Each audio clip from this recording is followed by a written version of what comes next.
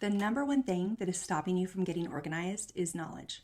Most people were never taught how to get organized, which is just mind-boggling because I think about most people's childhood and they're like, oh, I was told to clean my room, but they don't have many memories of anyone teaching them how to clean their room. And then we launch into our adulthood and we move into the world and then we look around and we're like, wait, why do I not know how to do this stuff? Or why is this so hard for me? And we want to name and honor that it is really an impediment that we have to overcome if we've never been taught how to organize. Most people feel a lot of shame about knowing how to get organized. And my heart goes out to you because this is absolutely not a you problem. If you were never taught how to do something, how can you expect yourself to do it? You can't. So the first thing we have to do is to take off the lens of shame. There is nothing wrong with you. You are not broken. There is nothing that's keeping you from that knowledge and information except not being exposed to it yet. And that's okay. That's just something that happens for a lot of people. And the nice thing is we live in a time where you are sitting in your house and I'm sitting in mine and I am sharing information with you from afar on your timetable in a way that works for you. And so we've never been better primed to be able to have this insight and information as we are right now. So if you have in your life felt really frustrated or overwhelmed or ashamed that you do not know how to organize or that your organizing efforts have not come through to some sort of big transformation for you, please know that this is just your starting point. This is not where you're going to end up. This is normal for a lot of people. Most people that I work with were absolutely never taught how to get organized and then beat themselves up for 10, 20, 30, 40 years about not having this very basic information. And a lot of times when you read a book or listen to a podcast or watch a show on organizing, we're focused on the transformation because that makes for an interesting conversation piece. We're not focused necessarily on teaching you the steps to get and stay organized, but I am focused on teaching you how to get organized. Getting you organized is one of the most important parts of my job because if you have a goal to be organized, but you don't have the skill set to do it, how are you going to get there, my friend? It's not possible. And so the truth is that organizing is quite easy. It's very, very easy, but it's not easy if you've never been taught how to do it. And what I have discovered in my 20 plus years of doing this is that there are 10 very basic, easy steps for how to get and stay organized. And this is something that I teach people every single day because if you don't have these steps, it's really hard to meet those organizing goals. So I want you to learn these 10 steps so that you don't ever have a barrier between you and getting organized ever again. So I'm going to tell you the 10 steps now, and then I'm going to give you some options for what you can do with this information later. So the first step is set your intention. You can't go on a road trip without knowing where you're going. So you have to decide on one space that you are organizing and set the intention. You're going to ask yourself these 3 questions. What are the 3 to 5 activities I want to do in this space? How do I want the space to feel? And how do I want the space to look? Once you have those 3 questions answered, you now have your roadmap to your organized room. So you want to set those intentions for absolutely any organizing project or space that you are working on. The second step is that you want to collect your tools because everybody's had that experience where you are going through and you're organizing something and then you're like, oh, I need a Sharpie. Oh, I need a Post-it. Oh, I needed this. And then you have to stop what you're doing and you have to run around and find it and the kids have taken it and now you don't have any and you need to buy some more or you know you have them and suddenly it's 2 hours later and you're like, where did my day go? I didn't organize anything. So you want to create a little organizing toolkit that has everything that you need in there and then grab that and have that with you when you get started before you start your project. You absolutely do not want to have this be something that you are seeking in the middle of your organizing project. So step 2 is collecting the tools.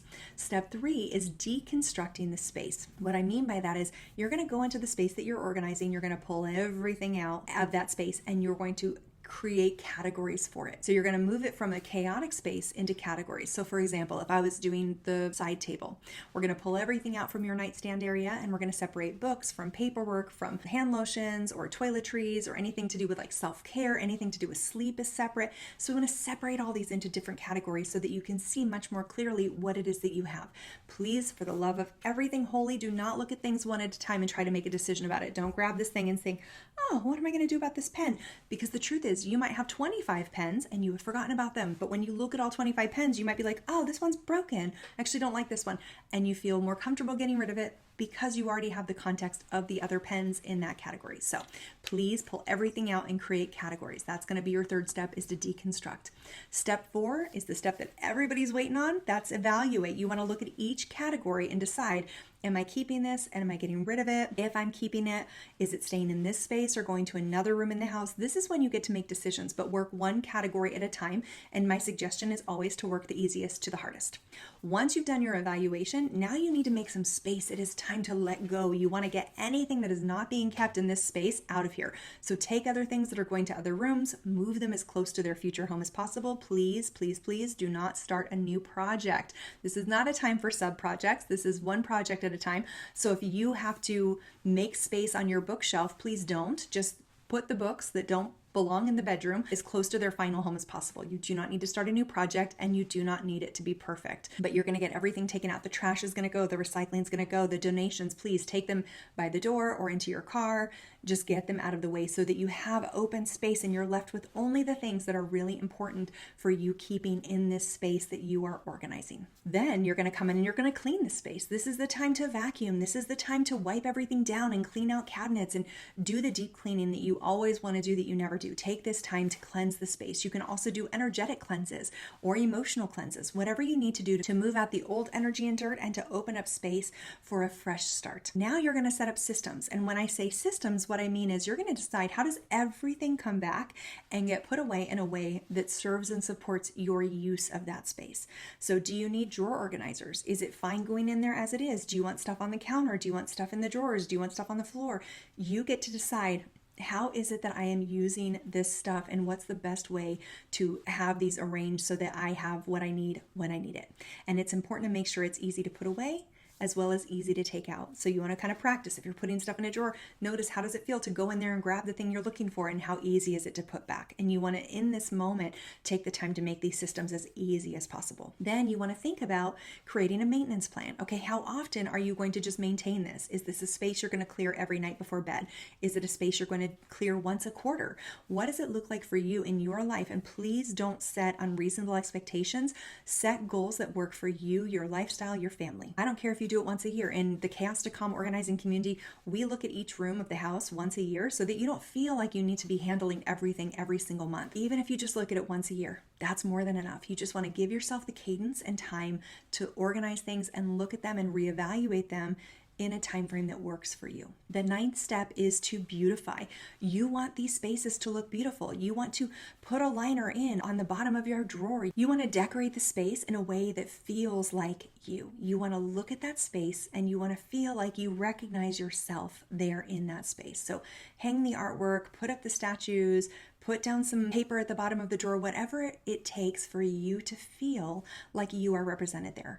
And I like to use the decorating phase of organizing as a way to almost create like a little mini vision board. So when we decorate after we've organized, we are basically setting an intention for what we want to experience. So make sure that you are setting it up as aspirationally and beautifully and joyfully as possible, because I don't want you living in functional spaces. I want you living in spaces that are functional but also beautiful, and they feel comfortable and like home and joyful. And when you see that nightstand or you see that part of your home, you feel so proud and excited and happy, because when you feel that sense of pride or happiness, you will maintain it 1,000% better than if it just felt like a functional space. So it's super important to make these spaces that are organized beautiful, because nobody wants to live in a warehouse that is just stuff that's on shelves. We want to feel like it's a home that has our personality integrated into it. And finally, the 10th and final step is to celebrate. You've done a good job. Please don't just blow past the hard work you've done and just move on to another project or feel like, okay, well, I was just supposed to do it.